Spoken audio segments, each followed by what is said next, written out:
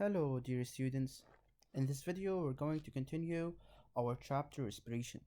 And in this part 2, we're going to start new ideas related to respiration.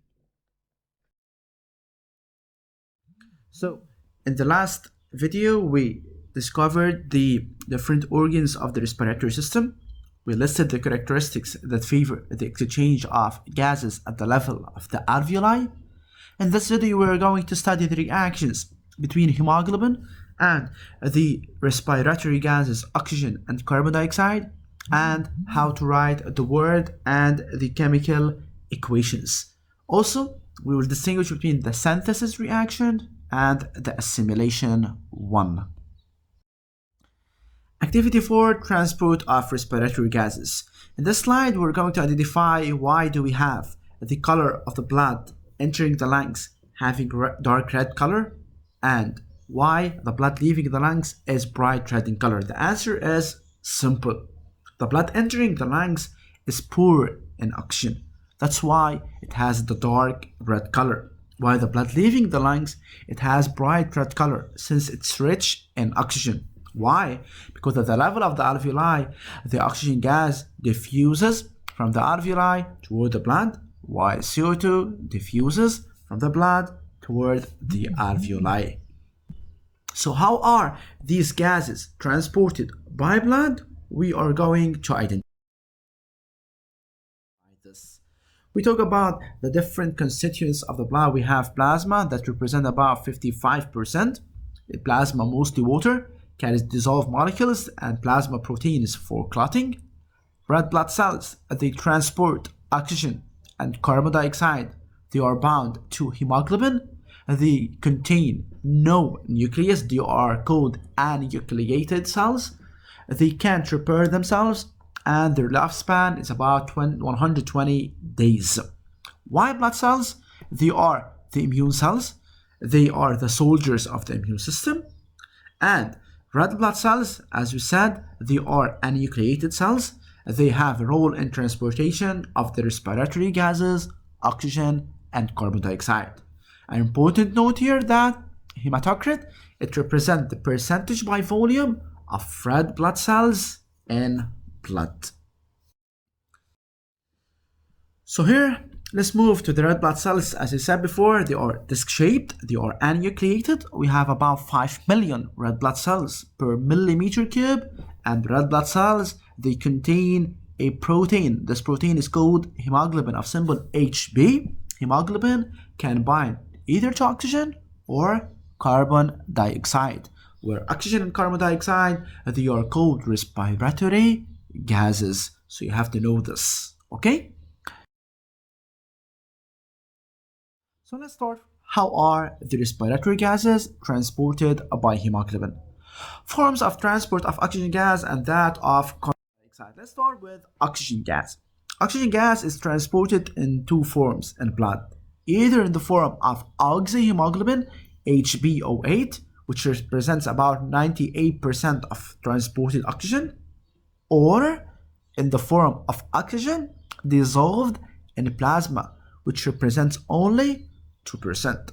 While the carbon dioxide is transported in three forms in blood. The first form is carbohemoglobin, HbCO2. It represents about the 20%. In the form of carbon dioxide dissolved in plasma, it represents only 10%, while the rest, which is 70%, in the form of bicarbonate dissolved in plasma. Let's start first with the reaction of oxygen with hemoglobin in blood. So in the medium that's rich in oxygen, we are talking here about the lungs. Hemoglobin will bind oxygen according to this following word equation. Oxygen plus hemoglobin will give oxyhemoglobin. But here we have 4. This 4 is for balancing the equation. So here, the chemical equation, you have to differentiate between the word and the chemical. If I ask the word, you have to write the word. If I ask the chemical, you have to write the chemical. 4 oxygen O2 plus hemoglobin gives HbO8, oxyhemoglobin. Here, the medium is rich in oxygen, rich in O2. While in the medium that's poor in O2, In the tissues, for example, oxyhemoglobin will dissociate to give oxygen and hemoglobin. So word equation, oxyhemoglobin will give 4 oxygen plus hemoglobin, and the chemical equation, HbO8 will give 4O2 plus Hb. As you see here, in the medium rich and the medium poor, they are opposite to each other. This means that the reaction can occur in both directions, either to give oxyhemoglobin in the medium rich in oxygen, or to release oxygen in the medium that's poor in oxygen. So the overall reaction or the general reaction between oxygen and hemoglobin, as you see here, we have 2 arrows. The first arrow moving in this direction in the medium rich in oxygen, while in the opposite direction in the medium poor in oxygen. So this reaction occurs in both directions. According to what? According to the availability of the oxygen. Whether we have richness in oxygen or we have medium poor in oxygen. So a word equation for oxygen plus hemoglobin can give oxyhemoglobin if the medium is rich in oxygen, while we can move in the opposite direction. Oxyhemoglobin can give hemoglobin plus oxygen if the medium is poor. So if we need oxygen, we need to dissociate oxyhemoglobin into oxygen and hemoglobin. Here the word equation, and this is the chemical 4O2 plus Hb. In the medium rich gives HbO8, while in the medium poor, HbO8 will dissociate to give oxygen and hemoglobin. So, as you see, this reaction can occur in both directions. So we call it a reversible reaction, as hemoglobin will bind oxygen in the medium rich in oxygen, and it will release oxygen in a medium that's poor in oxygen. So this reaction between oxygen and hemoglobin is called a reversible reaction, meaning that it's unstable reaction. Why? Because it can occur in both directions. In the medium rich in oxygen will give oxyhemoglobin, and in the medium poor in oxygen it will give oxygen. So moving to the reaction of carbon dioxide with hemoglobin in blood. Also, we have here word equation and chemical equation. Let's start with the medium that's rich in CO2, like tissues. Hemoglobin can bind carbon dioxide, can store carbon dioxide in the medium rich in the form of carbohemoglobin. So the word equation is carbon dioxide plus hemoglobin will give carbohemoglobin. The chemical equation is CO2 plus Hb will give HbCO2. Hb, it's hemoglobin, CO2, carbon dioxide. We call this carbohemoglobin. So the word equation in the medium that's rich, carbon dioxide plus hemoglobin. So carbon dioxide is going to be stored in the medium rich in the form of carbohemoglobin. While the chemical equation, CO2 plus Hb, carbon dioxide CO2, hemoglobin Hb will give carbohemoglobin HbCO2. This is in the medium rich. While moving to the medium poor in CO2, in this case it's the lungs. So the lung, HbCO2 carbohemoglobin will dissociate and release CO2. So according to the word equation, carbohemoglobin will give carbon dioxide plus hemoglobin. Also, the chemical equation, carbohemoglobin HbCO2 will give carbon dioxide CO2 plus hemoglobin Hb. Let's have a look here. This is a similar case like the case of binding of carbon dioxide with hemoglobin.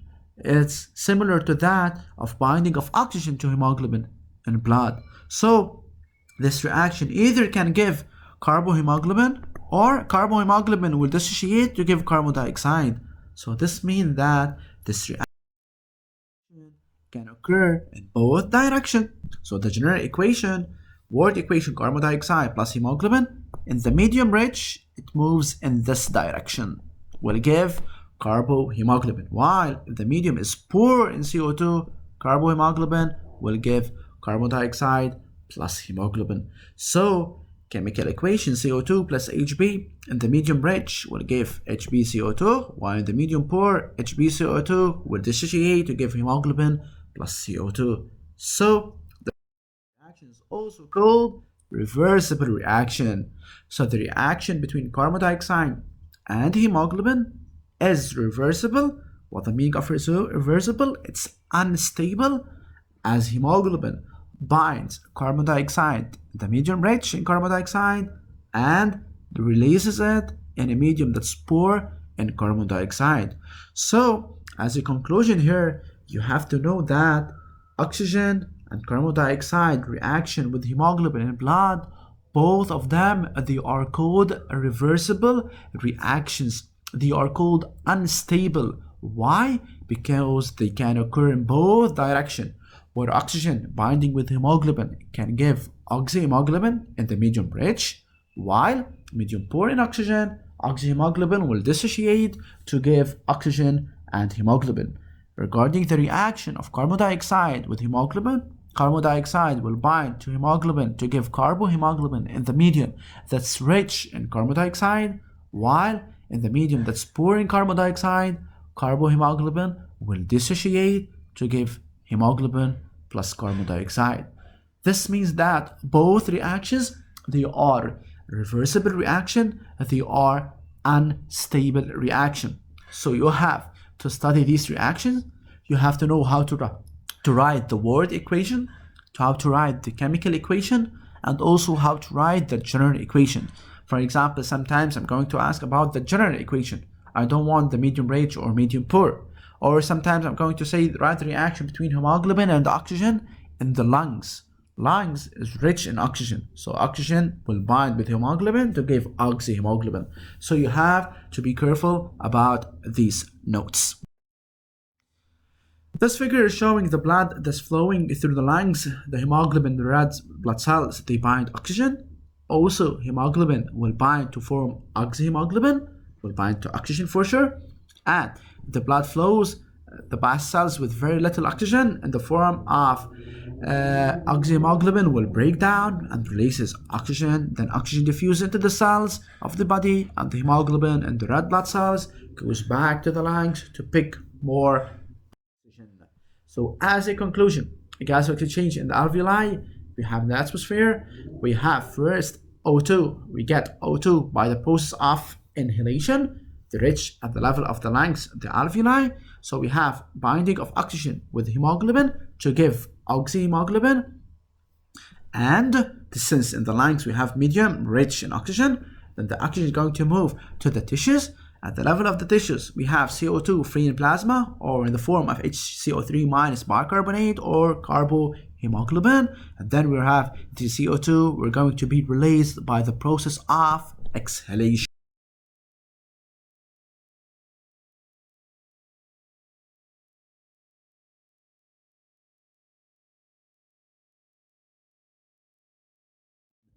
So reaction of carbon dioxide with hemoglobin. This is a very important note.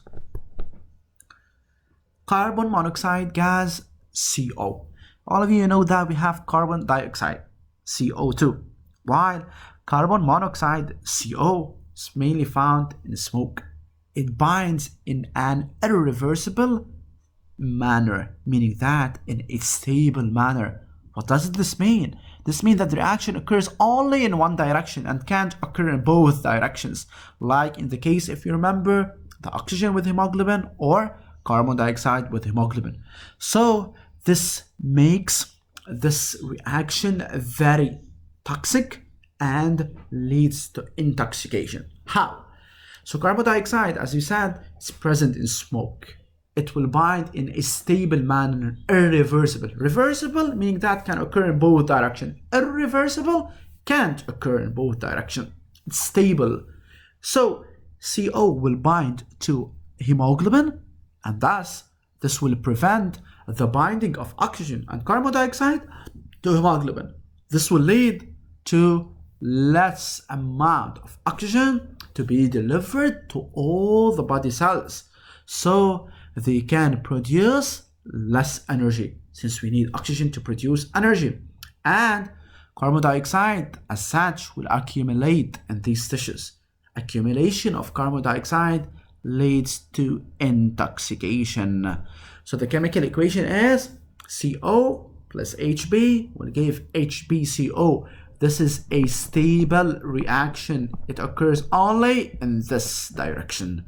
And this explains the danger of smoking because of the presence of the carbon monoxide gas CO that binds in an irreversible manner, leading to the formation of HbCO and the accumulation of carbon dioxide, leading to intoxication and less amount of oxygen delivered, leading to less amount of energy.